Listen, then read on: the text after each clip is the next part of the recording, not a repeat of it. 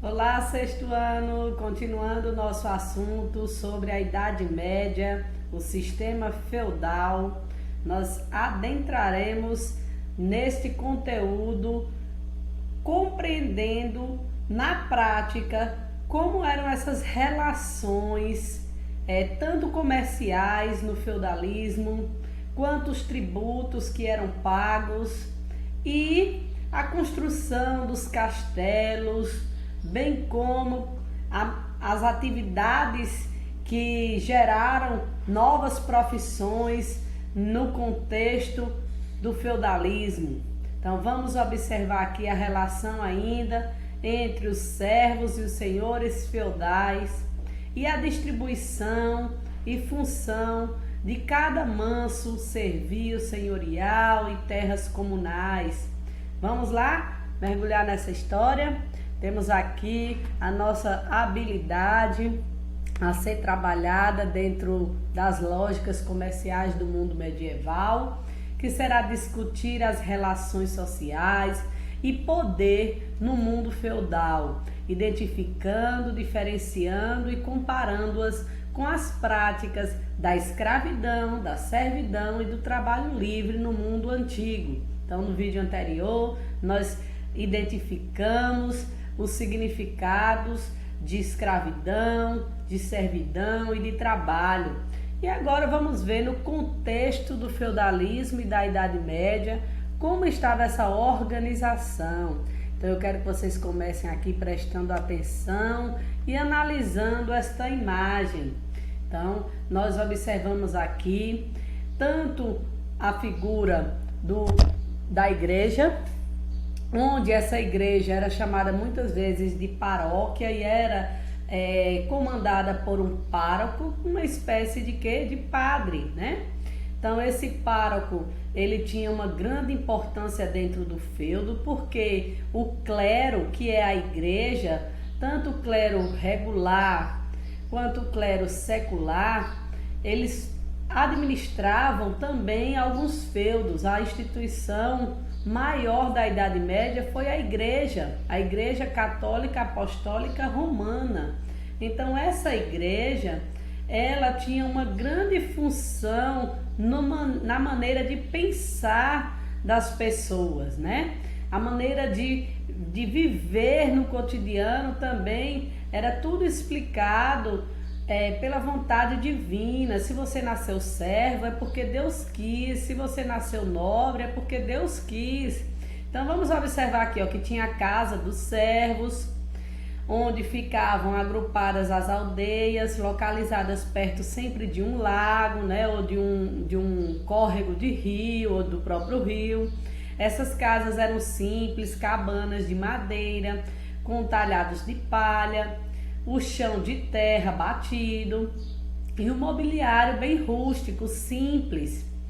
Os feudos, havia também a questão aqui da igreja, que nós vimos aqui na figura número 7, né, da paróquia, que geralmente ficavam localizadas próximas às aldeias. Dentro de cada feudo tinha sempre uma paróquia.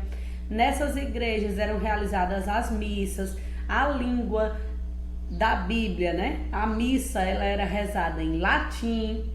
Era nelas também que os camponeses faziam o pagamento do dízimo. O dízimo era considerado um tributo, ou seja, um imposto pago à igreja. Se é o dízimo vem do número 10. 10 significa o quê? A 10ª parte, né? 10%, 10ª parte de tudo, tá? Então, era dado à igreja. Bem como muitas pessoas, como nobres, doavam também terras à igreja. As atividades de artesanato eram executadas por profissionais como ferreiros, e aí, como eu disse a vocês, vão surgindo profissões dentro dos feudos. Tem os ferreiros, né, que criam os instrumentos de trabalho com a metalurgia, o ferro. Temos os artesãos, que eram responsáveis principalmente, né, por exemplo, carpinteiros, marceneiros, tecelões, sapateiros, e aí vinham surgindo profissões. Esses artesãos também trabalhavam nos campos em épocas de colheita ou em outras épocas de muito trabalho. Os mansos servis, ou seja, as terras onde os servos tinham que produzir para a sua subsistência e para pagar os tributos como banalidades, talha. A talha era parte da produção, ou seja, um pedaço, uma talha, uma talhada, né? Uma parte. Entre os produtos cultivados estavam o trigo, a uva, a ervilha, a aveia, a cevada, era a base da alimentação. Os servos, no entanto, tinham obrigações de entregar parte da sua produção ao Senhor, que era exatamente a talha que eu comentei agora. Então, a economia feudal, né? Ou seja, o feudo medieval, ele era uma unidade produtora que tinha a agricultura, ou seja, a base da economia era a agricultura. Os camponeses eram agricultores. Como base da economia, quase tudo de que seus moradores necessitavam era produzido no próprio feudo. É o que eu chamei de subsistência. Você planta para o que você necessita para a sobrevivência. O comércio, ele ainda existia dentro do feudo por meio da troca, né, de mercadorias, dos produtos. Se um cultivava uva, o outro cultivava o trigo, o outro cultivava a cevada, a ervilha. Então havia também essas trocas, só que eram trocas comerciais de necessidade básica, digamos assim. Nós temos aqui o manso senhorial, que está, lógico, né, próximo ao castelo, né? Ou seja, são as terras do Senhor, onde alguns dias por semana o servo iria trabalhar nessas terras senhoriais, nesse manso senhorial. A residência do senhor feudal era o castelo, e quem construía esse castelo eram os servos. Então, o manso senhorial era a terra de uso exclusivo do senhor, só que o senhor ele não praticava a agricultura, ele não ia lá trabalhar. Quem ia trabalhar alguns dias por semana e para pagar para essa produção em forma de trabalho, de imposto, de tributo, chamado corvéia, era o servo. Então, essa propriedade agrícola do senhor recebia por meio da corvéia o trabalho compulsório ali, o trabalho do servo alguns dias por semana. O castelo era a residência, como eu disse, e durante ataques inimigos ele se tornava uma fortaleza. Então essas muralhas ao redor do castelo servia para dar proteção ao servo. Então se tivesse ameaças de invasores, então ele levava as pessoas do feudo para dentro do castelo. Os camponeses geralmente trocavam produtos entre si, praticando um pequeno comércio. Então, uma pequena feira, né, de aldeões. A atividade pecuária também era comum, a criação de gado, a criação de caprinos, ovinos, ou seja, a economia do feudo se baseava também na criação de animais como carneiros, bois, porcos. Aqui nós temos as terras comunais, que muitas vezes eram as florestas ao redor, que servia para tirar lenha, por exemplo. Essas terras comunais, os campos abertos, eram áreas que podiam ser utilizadas por todos os moradores, para caça também. Essas áreas geralmente eram formadas por matas e bosques, onde se retirava lenha para o fogo e a madeira para construções e também para a caçada. Para utilizar equipamentos eram pagas as banalidades, ou seja, vou usar o forno, vou usar o moinho, vou usar uma ferramenta que eu não tenho, então ele tinha que pagar um imposto chamado banalidade, que era pelo uso desses instrumentos. Já sobre a construção dos castelos, nós temos duas curiosidades aqui, ó. Como na Idade Média houve uma cuidadosa escolha do local onde seria erguido, construído o castelo, sua localização ela era estratégica, ela tinha que ficar no alto, na parte mais privilegiada, né, daquela aldeia. Há uma floresta ao redor do futuro castelo, de onde é retirada a madeira. Além disso, na região é possível encontrar rochas, argila, areia e água, materiais essenciais para a obra, porque era uma grande construção. Aqui nós temos retratada essa imagem do castelo de Gedlon. A argila encontrada nas áreas ao redor do castelo é amplamente utilizada em sua construção, tanto para fazer a argamassa que reveste algumas paredes, como para fazer telhas e ladrilhos, que são moldados em formas de madeira e depois cozidos em forno de lenha. Então aqui sobre a construção. E quem construíam? Os servos. E aqui nós temos, por exemplo, algumas imagens de como seria essa vida, né? Então, assim como nas construções da Idade Média, a construção do castelo de Gedlon exige a especialização do trabalho. Então, surgem aí vários profissionais como pedreiros, carpinteiros, ferreiros, que trabalham em um sistema de ajuda e dependência mútua. Todo o transporte dos materiais utilizados na construção é feito com o uso da força animal, a tração animal, né? Quem puxa as carroças e as matérias que serão levadas para a construção, esses materiais, é pela carroça e pela força animal. Quem move o moinho também é a força animal. Os grandes blocos de rocha precisam ser divididos em pedaços menores para serem utilizados. Os blocos são provenientes previamente analisados com o objetivo de perceber suas falhas naturais. Depois, com as cunhas de ferro, os trabalhadores fazem furos nos blocos até conseguirem dividi-los. Os pedaços menores são transformados em tijolos para serem utilizados na construção de paredes, né? A gente vê aí as profissões surgindo nas grandes construções, tanto de castelos quanto de mosteiros também, né? Os mosteiros da igreja. E aqui em relação à produtividade, ou seja, eram várias as culturas, os tipos de plantações, e a terra ela ia ficando improdutiva, então era necessário fazer um rodízio de culturas, chamado, né, rotação trienal de culturas. Então nós temos aqui as áreas em repouso, que está representada em verde, e as áreas cultiváveis representadas na cor rosa. Na antiguidade, para a terra não ficar infértil com o tempo, eles faziam essa rotação de culturas. As áreas agrícolas geralmente eram divididas em dois campos.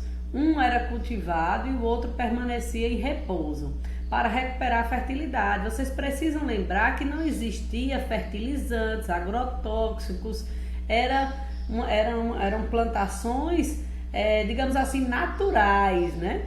Sem o uso de fertilizantes, de herbicidas. Então a produção ela poderia ser prejudicada por uma mudança climática, por chuvas fortes, por época de estiagem, de seca, e a produção ela era pequena. Então, com a rotação trienal de cultura, as áreas agrícolas foram divididas em 3 campos. Enquanto 2 eram cultivados, apenas um permanecia em repouso para poder garantir uma maior produção. Isso permitiu um grande aumento nas áreas cultivadas, promovendo uma maior oferta de alimentos. Outras inovações técnicas surgiram na época da Idade Média. Nós temos aqui, ó, se vocês observarem, os moinhos de vento, né? Além da rotação trienal de culturas, houve várias inovações técnicas que contribuíram para o aumento da oferta de alimentos, né? O arado, esse arado romano que penetrava superficialmente o solo, foi substituído pela charrua, que é aquela espécie de carroça, que o animal ele puxava o arado e arando a terra, né? Ou seja, não precisaria de uma grande quantidade de pessoas arando aquela terra, munido de uma lâmina de metal, que era uma roda de metal, que podia revolver mais profundamente o solo, possibilitando o aumento da produção agrícola, e essa charrua era puxada ou por boi ou por cavalos. A introdução do cavalo para puxar o arado, né? O uso do cavalo mais forte e rápido que o boi tornou mais ágil o trabalho de arar os campos de cultivo. A melhoria no sistema de atrelagem dos animais, isso foi possível com a substituição do garrote, né, que ficava atrelado ao pescoço do animal, pela colheira de espáduas, que concentrava a força de tração no peito do animal, aumentando sua eficiência, ou seja, a força estava aqui, né, no peitoral do animal. A difusão dos moinhos movidos tanto por água quanto por vento. Com a utilização desses moinhos, houve o aumento da oferta de farinhas de cereais, melhorando a qualidade da alimentação. Então, essas foram as grandes técnicas desenvolvidas na época da Idade Média. E aqui eu citei alguns durante a explicação, são os tributos, né, os impostos feudais. O dono da terra, ele tinha como receber dos servos, dos vassalos, alguns tributos, alguns impostos. Então nós citamos a talha, a banalidade, a corvéia, e aqui eu trouxe outros para vocês relembrarem. Por exemplo, a mão morta, quando um parente morria, né, a pessoa que estava ali e era responsável, né, pelo feudo, seu parente tinha que pagar uma taxa para o senhor feudal, para o dono do feudo, e continuar naquela terra com a sua família. A captação, sempre que nascia como um registro de nascimento, se pagava a captação. A formariagem era o imposto para o casamento. Quando ia se casar, tinha que pagar esse imposto. A albergagem, quando o senhor estivesse passando por suas terras, o servo deveria abrigar e alimentar o senhor e toda a sua comitiva, todos os cavaleiros e quem estava acompanhando. O dízimo, que nós já falamos, chamado também de tostão de São Pedro, era o imposto pago à igreja.